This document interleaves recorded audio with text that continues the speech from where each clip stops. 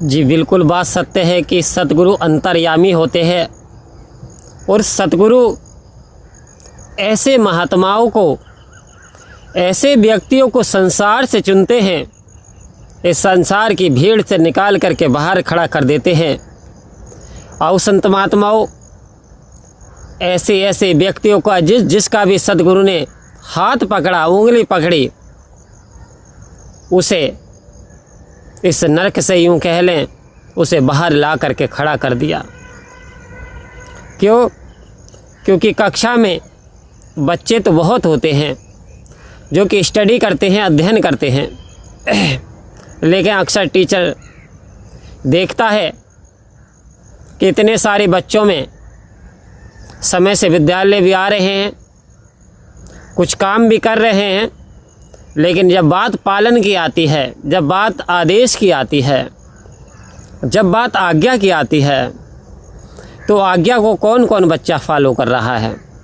कौन आज्ञा का पालन कर रहा है? जो टीचर्स कह रहे हैं कि डिसिप्लिन ज़रूरी है, शांति कक्षा में बहुत ज़रूरी है, तो कौन कौन अनुसरण कर रहे हैं?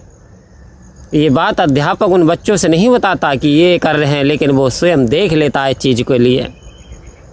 और संत महात्माओं, आज सतगुरु के भी हम सभी शिष्य हैं, और सतगुरु आखिर ऐसे व्यक्ति को उच्च स्थान पे पहुंचा देता है। कैसे? जैसे संत महात्माओं एक बार शहंशाह बाबा अवतार सिंह जी महाराज अपने काफिले के साथ भ्रमण करने के लिए निकले और उत्तराखंड की सरजमीन पर आप जब पहाड़ी क्षेत्र से भ्रमण कर रहे थे तो काफ़ी संख्या में उनके साथ श्रद्धालु थे, काफ़ी संख्या में महापुरुष भी थे। छोटे छोटे पहाड़ियों के रास्ते होते हैं, सो आपको यूँ कह लें कि कोई बैलगाड़ी नुमा एक हल्का सा वाहन, उसमें बैठाल करके संत महात्मा जा रहे हैं, क्योंकि पास के ही गांव में भ्रमण करना है।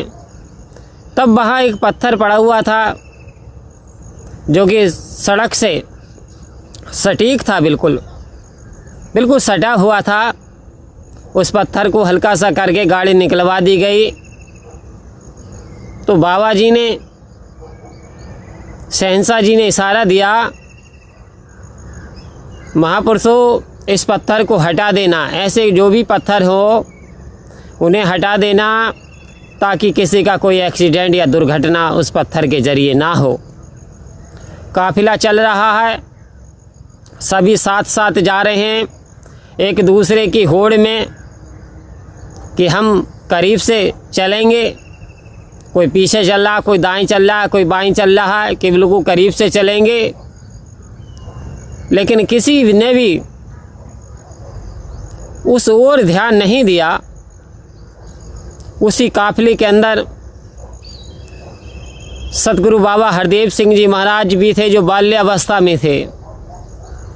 उन्होंने शहंशाह जी के वचनों को सुना और वचनों को सुनने के बाद तुरंत काफिले में से हट करके जब देखा सब भीड़ आगे निकल गई, तो उन्होंने उस पत्थर को उठाने का प्रयास करना शुरू कर दिया। धीरे धीरे उन्होंने उस पत्थर को ढकेल करके साइड कर दिया। कहने के लिए तो हजारों महात्मा, सैकड़ों महात्मा थे, लेकिन किसी भी उनकी बात पर ध्यान नहीं दिया शहंशाह जी की। दूसरी तरफ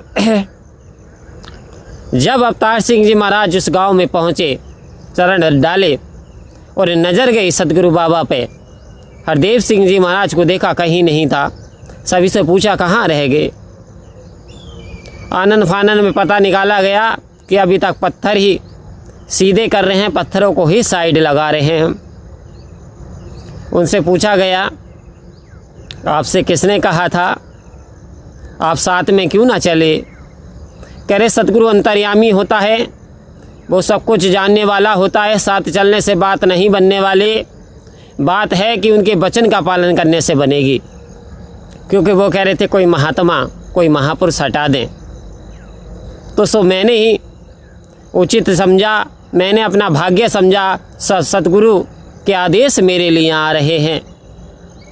और संत महात्मा अक्सर हम ये गलतियाँ कर देते हैं, नेम के कारण, फेम के कारण हमारी प्रसिद्धि हो जाए, हमारी वाह हो जाए, हम चूकने का नाम नहीं लेते क्योंकि हम तो बहुत बड़े ज्ञानी हैं।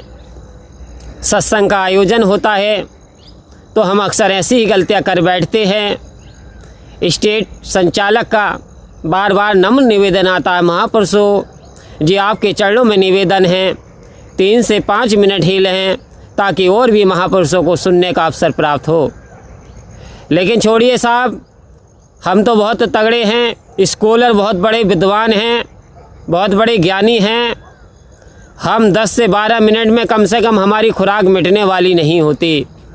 और हद तो जब हो जाती है जब रमित जी जो कि दिल्ली से चल कर के मुरादाबाद में आए तो ये दृश्य देखने को मिला कि जिन्हें भी अवसर मिला, ज़्यादातर कुछ महात्मा तो अनुसरण में चले, बहुत सारे महात्माओं ने तो पालन किया, लेकिन ऐसे ऐसे महापुरुष जो कि बहुत बड़े विद्वान, बहुत बड़े ज्ञानी कहलाते हैं, कितना समय लिया, कितने समय बोले, क्योंकि अभी मेरा अहंकार शून्य नहीं हुआ, अभी तो मुझे तालियां बजवानी हैं, अभी तो मैं मेरी के मान में फंसा पड़ा हूँ। और यदि कोई कुम्हार के पास से जाता है तो घड़े को भी बजा कर के लेता है, यानी 25 से 30, 50 या 100 रुपये के घड़े को बजा कर के लेता है, कहीं इसमें लीकेज ना हो जाए, कहीं इसमें पानी ना चूने लगे, कहीं इसमें दूध ना निकल जाए, कहीं इसमें दही ना ठहर पाए।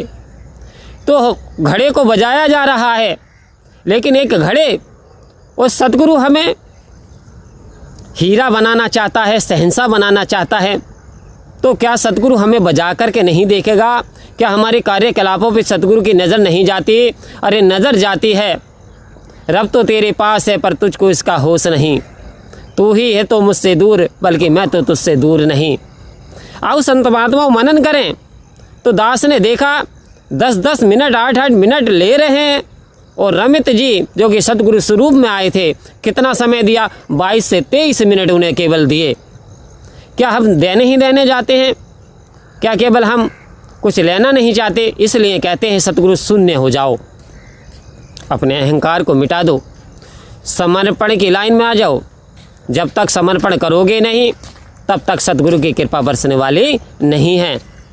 क्योंकि पढ़ देखो इतिहास पुराने हो गए बलियों पीरों के, रुख सबकी ही बदल दिए सतगुरु के वीरों से एक इशारे से सतगुरु की रुख बदल दिए हैं। आओ संत महात्माओं, तो सतगुरु का यदि हम आशीर्वाद चाहते हैं तो इन छोटी छोटी गलतियों को ना करें, क्योंकि जो भी आदेश उपदेश आता है सतगुरु की तरफ से आता है, यानी संचालक का कोई आदेश नहीं होता। तो हमें सतगुरु के वचन को केवल पढ़ना नहीं है, केवल सुनना नहीं है, बल्कि उसे अपने अमल में लाना है। यदि अमल में ले आए तो वास्तव में हमारे भाग्य खुल जाएंगे, वास्तव में हम पे सतगुरु की कृपा बरसेगी। परम प्यार से बोलिए धन्यवाद जी।